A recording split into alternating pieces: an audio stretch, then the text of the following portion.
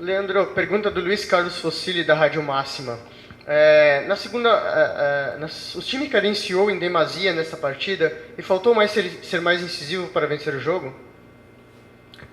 Eu vejo que para a gente ganhar o jogo hoje, faltou uma coisa. Faltou a gente ser um pouco mais agressivo e coordenado em cima da linha de defesa do adversário. Ponto.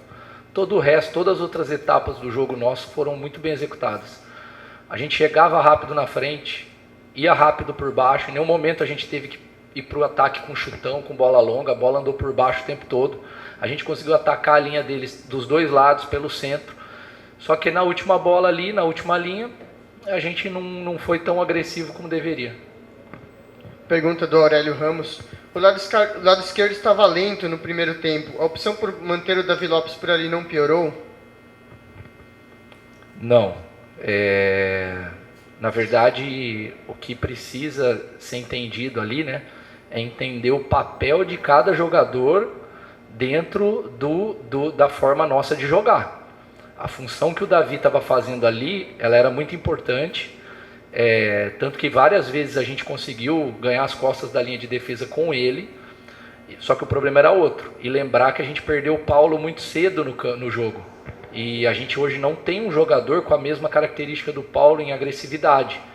E aí naquele momento a gente estava tendo muita vantagem ali, com o Davi conseguindo toda hora, ele e o Paulo, ter vantagem do lado direito da linha de defesa, empurrar a linha para trás, para abrir a chute para trás em bola cruzada.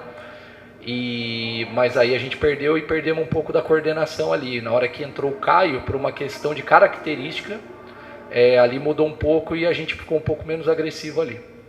Pergunta do Dudu Silva, da 89 FM. Foi a pior partida do Joinville em seu comando e qual o motivo da morosidade para as trocas? O Naldo não poderia ter saído antes? Eu tenho certeza que está muito distante de ser das piores partidas nossas. Foi uma partida em que eu vi muita coisa boa acontecendo. De novo, a gente fez muita coisa muito boa. A gente tem um péssimo hábito de avaliar a qualidade do jogo pelo placar. Temos que tomar muito cuidado com isso. Mas, tudo bem, é o direito de cada um. E aí, a questão do Naldo é o seguinte. Em qual situação que a gente acreditava que eles iam apostar uma bola? Bola parada. Então a gente tem que ter muito cuidado, porque nas trocas, se eu vou baixando a altura da equipe durante o jogo, e aumento a chance de eu ter uma falta lateral com a equipe baixa, aumento a chance de eu ter um escanteio com a equipe baixa. A gente deu pouquíssimos escanteios durante o segundo tempo, mas se vocês lembrarem, eles começaram a acontecer quando o Naldo saiu. Por quê? Porque aí a gente começou a perder a primeira bola aérea, que era a bola longa deles, onde o Naldo fica.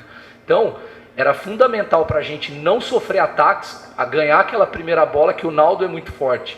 Então, na hora que o Naldo saiu e a gente apostou em ter um jogador canhoto para poder empurrar o Renan, e na hora que o Naldo entrou, teve uma mudança ali da gente aumentar jogador no campo de ataque, porque o Renan foi embora para jogar aberto, e a gente aumentou para mais um jogador na linha de ataque. E a gente ficou com o Xavier fazendo a função do Renan na saída, e o Packer um pouco mais centralizado. Em vez de ficar dois por dentro ali, Packer e Naldo, ficou só o Packer.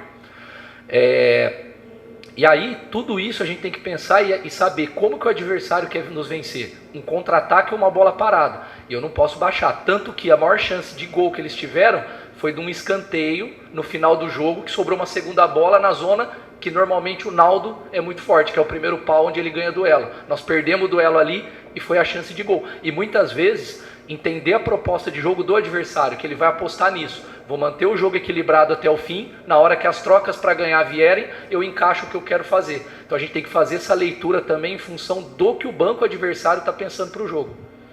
Pergunta do Bernardo Gonçalves, da Rádio Desk FM. Leandro, você repetiu a escalação da partida anterior, mas não conseguiu o mesmo resultado. Na sua avaliação, o que faltou para que a equipe saísse com a vitória? O gol. Faltou o gol. No outro jogo teve o gol.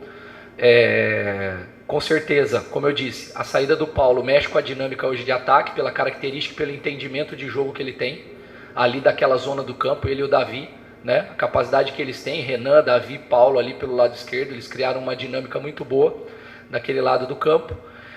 E o que faltou foi a gente ser um pouco mais agressivo. Quando eu digo agressividade, criar jogadas em cima da linha do adversário, que vão desequilibrar a linha, que vão obrigar a linha a correr para trás, para poder abrir uma batida numa bola cruzada para trás, que vão fazer a linha errar a corrida dela para a gente infiltrar por dentro.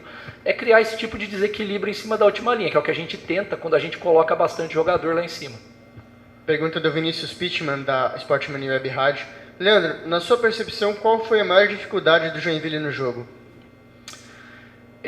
Nós temos uma característica de jogo que é o seguinte: a gente gosta do jogo muito continuado. Então a gente pressiona, ataca, vai em cima da linha do adversário, circula, desgasta. Isso vai gerando um desgaste físico e mental no adversário. E hoje o jogo acabou ficando muito picado, pela característica do adversário e pela característica da arbitragem. E aí eu não estou atribuindo nada de resultado, estou falando da característica. E acho que muito da sensação, até da resposta anterior, que tinha na palavra morosidade, se a gente for olhar para o jogo, tempo de bola em jogo, o jogo não foi moroso, foi muito intenso. O problema é que ele quebrou muito, e aí dá uma sensação de que o jogo ficou moroso, que o jogo ficou lento. O jogo não foi lento. O tempo de bola em jogo foi com muita dinâmica, das duas equipes. Mas o problema é que o jogo parou muito entre as jogadas, e isso quebra muito a dinâmica do jogo e a sensação de quem está assistindo. Pergunta da Karine Silva, da Rádio Carpa. Leandro, explica um pouco da sua ideia nas substituições. Por exemplo, o Christian centralizado. Na sua ideia, o atleta não poderia atuar nas pontas para movimentar e achar melhor jogada e sair do gol? É o seguinte, a gente não pensa só no atleta, a gente pensa no pé. O pé do atleta favorece alguns movimentos que a gente quer. Pode resgatar no início do segundo tempo, a gente criou 2 chances de gol com o Christian fazendo um movimento que só um canhoto faria. Por quê? Porque o movimento era de fora para dentro, com passe, com ele infiltrando entre lateral e zagueiro, para poder receber a bola naquele espaço. E quando recebe naquele espaço um destro, o destro não vai ter a facilidade de finalizar a jogada ou de realizar um cruzamento. E a gente colocou ele justamente ali, porque ali estava tendo espaço que no primeiro tempo o Davi estava fazendo, só que ele estava indo para o fundo, porque o Davi não é um canhoto, o Davi é destro. Então a gente não pensa só no atleta, a gente pensa no pé, e o Christian entrou muito bem no jogo. O problema foi a partir do momento que o treinador adversário fez a linha de 5, que aí ele bloqueou essas entradas, e aí a gente começou a ter um pouco mais de dificuldade. Ele deu uma resposta, a gente tentou outra, que foi aumentar um 6º jogador na nossa linha de ataque. A gente estava atacando com 5, a gente colocou 6 na última linha para atacar, com a subida do Renan, como eu expliquei anteriormente. Então, a gente tentou colocar o tempo todo mais jogadores lá, para obrigar o adversário a espaçar a linha em largura, e a gente conseguir atacar a linha. Agora, é uma questão de eficiência, é acertar 1-2, é um chute de fora.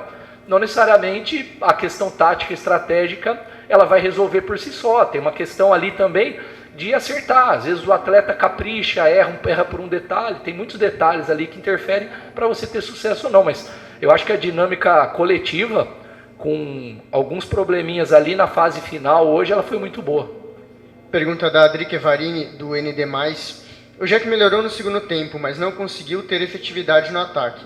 O quanto a ausência de um camisa 9 de referência pode atrapalhar o time em jogos como esse, contra uma equipe disposta a se fechar na defesa?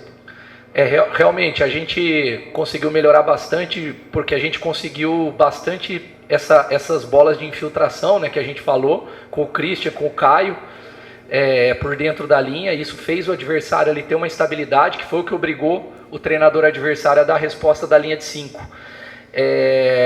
Então é isso, e realmente a gente não tem essa característica hoje, né, no grupo, e isso gera uma dificuldade quando o jogo se desenha contra uma linha de imposição física que joga muito baixa, como foi o caso de hoje. Mas é uma situação, a gente tem pontuado 100, a gente não dependeu até agora, em nenhum momento, para fazer os nossos 16 pontos, para se manter invicto de 1-9. Então não acho que isso pode ser atribuído a uma coisa, a uma responsabilidade, né? Não é um problema.